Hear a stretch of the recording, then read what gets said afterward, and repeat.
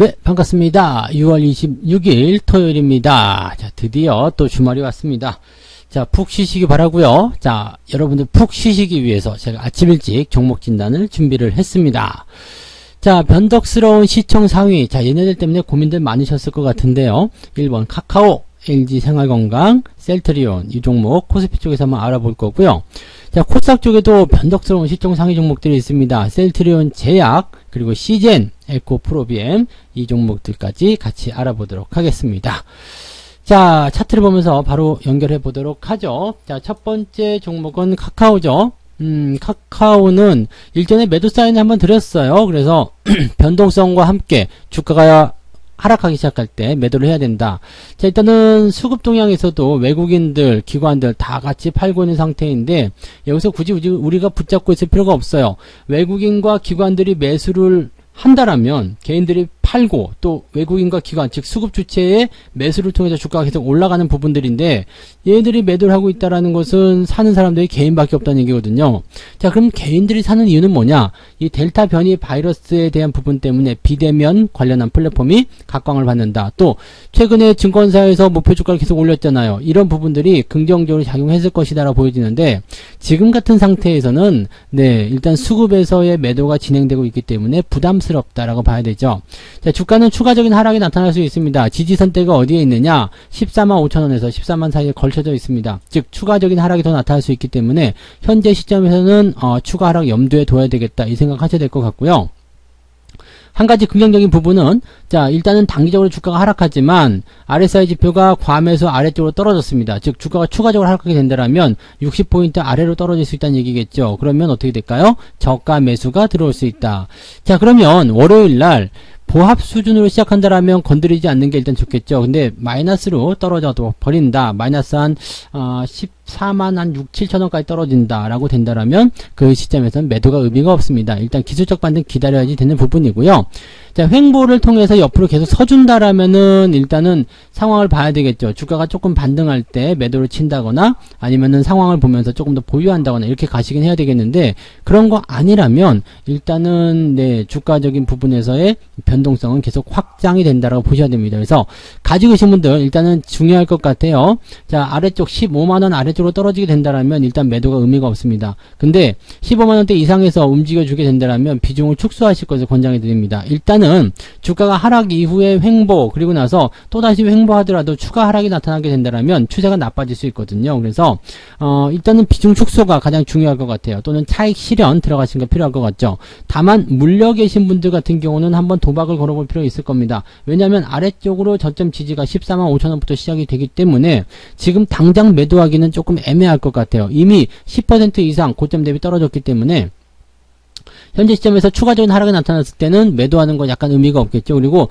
횡보가 된다라면 단기적 반등을 또 기다려서 이 손실 부분을 축소한 이후에 매도하시는 것도 나쁘지 않거든요. 그래서 가지고 계신 분들 일단은 물려 계신 분들 같은 경우는 반등 기다려서 매도하시는 거 권장해 드리고요. 그 다음에 수익이 이미 발생되어 있는데 매도 시점을 잘 못 잡으신 분들 같은 경우는 횡보 시점에서 즉 15만원대 이상에서 일단 주가가 횡보하게 된다면 그 시점에서 매도 포인트 가져가시면 될 것 같습니다. 그래서 수익이 나신 분들은 보합 수준에서는 차익 실현 매도를 권장해 드리고요.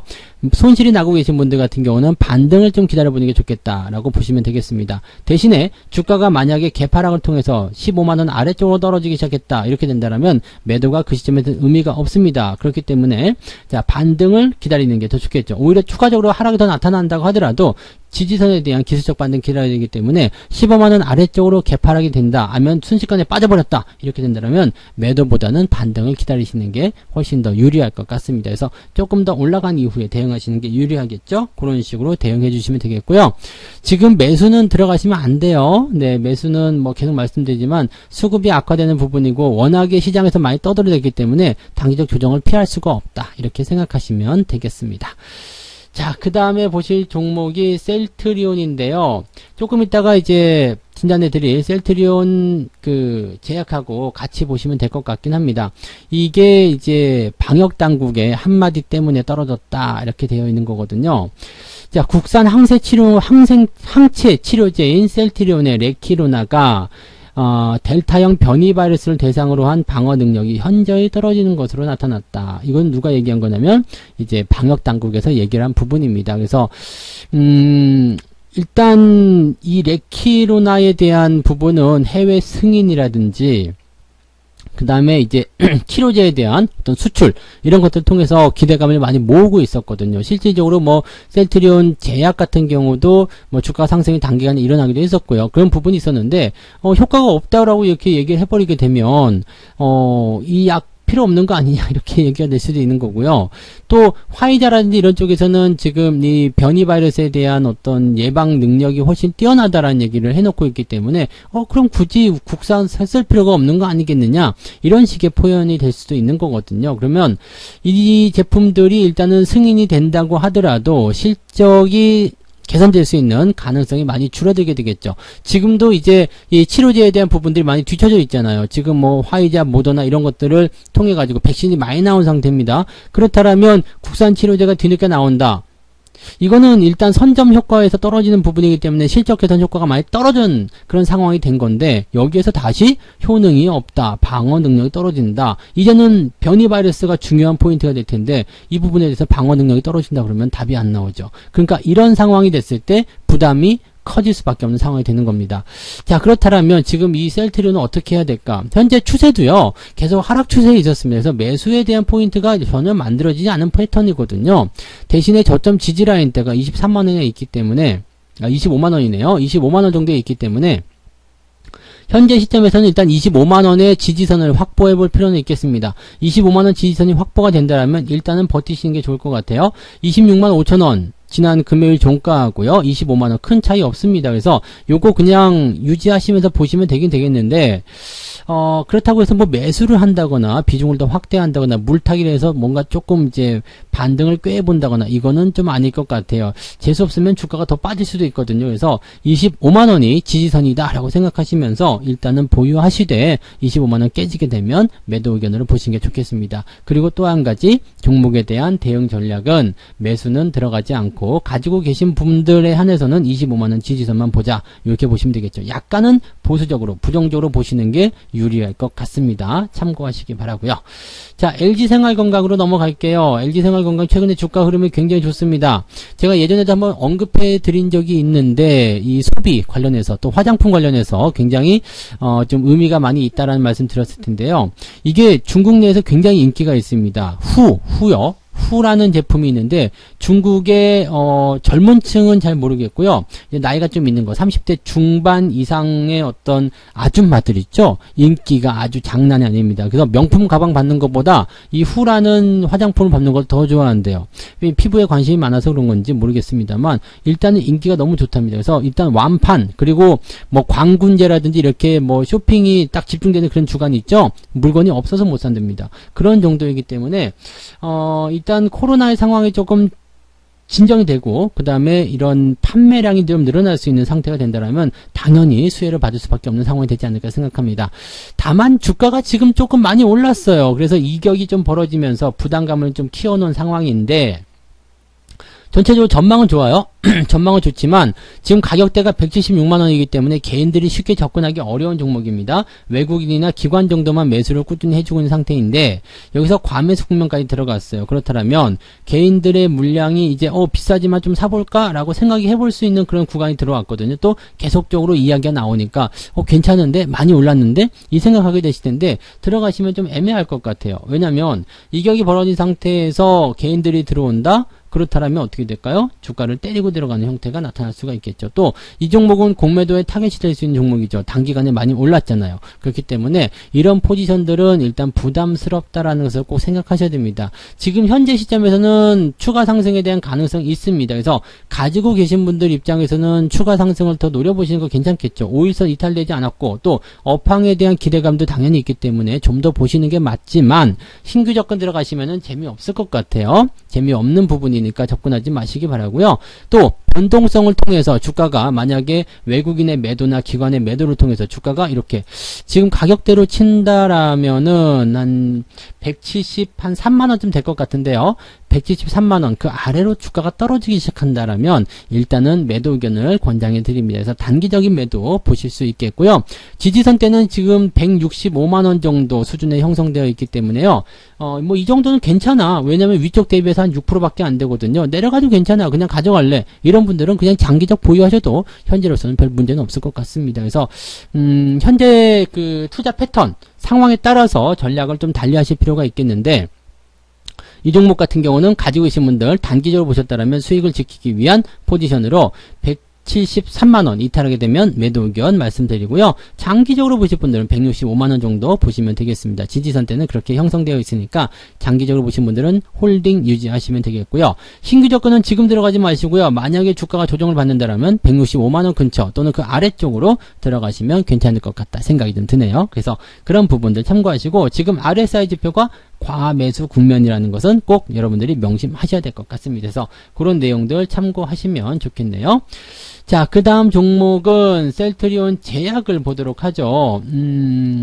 뭐 단기적인 어떤 상승, 이게 지난번에 종목 진화 해드렸을 때 이거 단기적 상승 가능합니다. 주가 상승 가능하니까 단기적으로는 들어가셔도 됩니다 라고 말씀드렸는데, 단기적으로는 매수해서 수익이 날 수 있었어요. 그렇지만 문제는 뭐예요? 이게 변동성이라든지 또 저항대에 부딪히는 모습들, 또 지금 셀트리온 같은 경우는 이 그룹주들이 다 내려가는 모습인데 방역당국이 효과 없다 이렇게 얘기하니까 여기에 대한 부담감이 확 커진 거죠.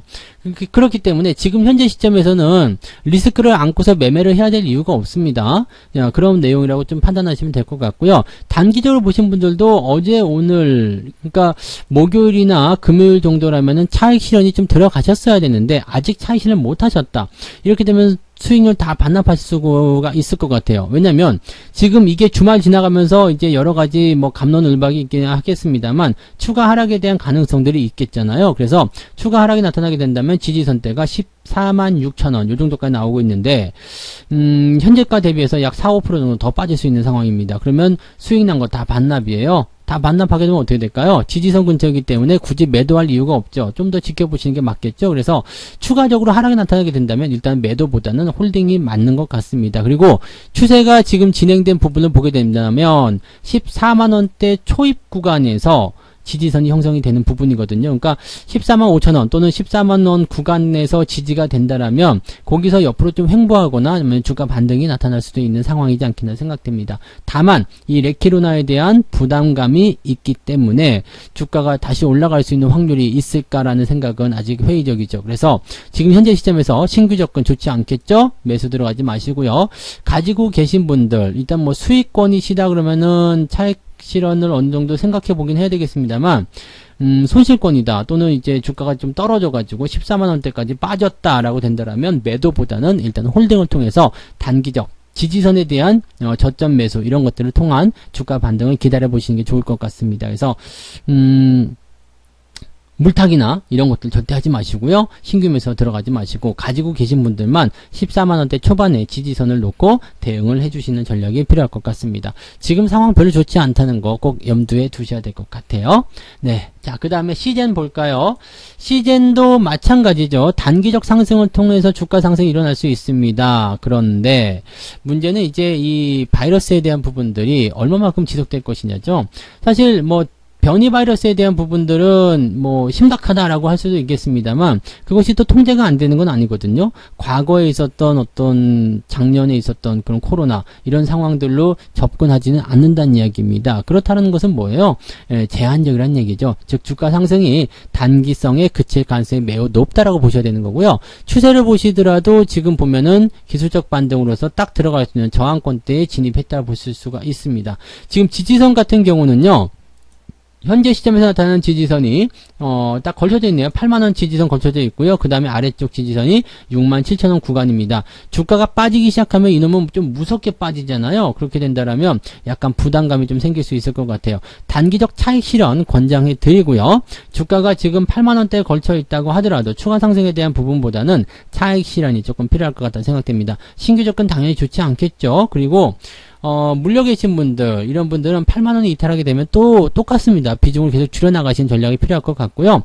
이거는 이제 실적이 작년처럼 나올 수가 없어요. 아시죠? 그래서 뭐 변이 바이러스 때문에 다시 실적이 증가할 것이다 이렇게 생각하시는 분들 굉장히 많이 계시지만 그렇지 않습니다. 그래서 작년에 워낙 폭증했었던 이런 실적을 다시 따라잡을 수 없기 때문에 실적에 대한 실망감이 계속 꼬리표처럼 따라올 수밖에 없습니다. 그렇다면 지금 이 종목은 추가 매수나 뭐 비중을 확대를 통해서 뭔가 장기적 계획을 짜시는 것이 아니라 어떻게 하면 빠져나올 수 있겠는가, 그 부분이 중요할 것 같습니다. 그러니까 신규 접근 굳이 들어가서 고생하실 필요가 없어요. 들어가지 마시고요. 가지고 계신 분들만 8만원 지지선 가지고 대응을 해주시는 게 좋을 것 같습니다. 자, 그 다음에 에코프로비엠 볼까요? 네, 에코프로비엠 같은 경우는 주가가 지금 상승 흐름을 보였는데 요거는 이제 배터리죠. 배터리 관련해서 이제 소재 관련한 종목입니다. 배터리 소재. 자, 배터리가 크게 되면은 당연히 거기에 들어가는 소재 당연히 올라가겠죠. 그래서 최근에 이 기업 같은 경우는 이 양극재 쪽에 이제 공장 증설하면서 이제 많은 금액을 또 투자하기도 했었습니다. 왜냐면 배터리 시장은 계속 커질 거거든요. 그래서 그런 기대감들이 계속 작용이 됐고, 배터리가 커가면서 작년부터 계속해서 주가가 올라왔었고 신고가 흐름 계속 보이고 있습니다. 자, 추세는 좋습니다. 계속 들고 가셔도 될 것 같기는 한데요. 일단은 이격이 벌어진 부분과 그 다음에 과매수 진입한 것이 부담이 됩니다. 그렇다면 조만간 매도의 포인트가 나타날 수 있다는 얘기인데, 자, 이런 시점에서는 어떻게 대응해야 되는지 알려드릴게요. 자, 지금 최근에 이평선대를 끼고서 캔들이 모여있는 구간이 20만 6천원쯤 되는 것 같아요. 가격을 한번 볼까요? 20만 7천원이네. 20만 7천원, 8천원. 요 구간인데, 자, 그렇다면 여기가 지지선이에요. 이제 고점대에서 이격이 벌어졌다고 하더라도 횡보를 통해서 유지가 되고 다시 상승할 수 있는 가능성이 있거든요. 그렇다면 지지선만 잘 보시면 돼요. 20만 7천원, 20만 8천원 요 구간을 유지해 준다라면 그대로 홀딩하셔도 괜찮아요.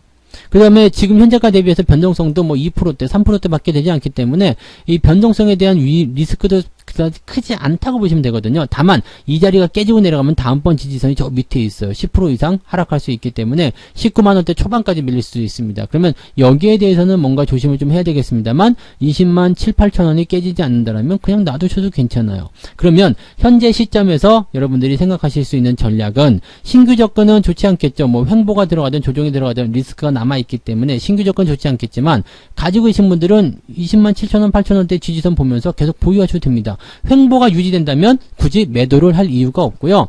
지금 2차 전지 관련한 부분은 지금 당장은 뭐 좀 부담스러운 내용들이 좀 있을 수 있겠죠. 많이 올라갔기 때문에. 그리고 관련한 대형주들이 움직임들이 조금 약하게 흘러가는 그런 모습도 있겠습니다만, 지금 소재 쪽이라든지 이런 쪽은 다 좋을 거라고 생각되고요. 어차피 시장은 성장할 수밖에 없다고 보셔야 되거든요. 그렇다면 지금 어떻게 봐야 될까요? 계속 홀딩하면서 추가적인 상승을 기대해 보는 게 좋습니다. 추세가 꺾이기 전까지는 계속 홀딩 하시는 게 좋은 전략이고요. 지지선만 잘 체크해 주시면 될 것 같습니다. 자, 이렇게 해서 오늘 총 6종목 말씀드렸습니다. 변덕스러운 시총 상위 종목들, 코스피와 코스닥, 카카오, LG생활건강, 셀트리온, 그 다음에 셀트리온 제약, 시젠, 에코프로비엠 말씀드렸는데, 종목들이 약간씩은 좀 고민스러운 그런 종목들일 것 같기도 하고요. 대응이 조금 어려우실 것 같은데, 일단은 네, 지지선 여부 잘 확인하시면서 대응하시면 다 슬기롭게 헤쳐나가실 수 있으리라 생각합니다. 보유하시고 계신 분들 도움이 되셨기를 바라고요. 저는 내일 또 다른 종목으로 다시 돌아오도록 하겠습니다. 고맙습니다. 본 방송에서 제공되는 모든 정보는 투자 판단의 참고 자료이며 투자의 최종 책임은 본 방송을 이용하는 본인에게 있습니다.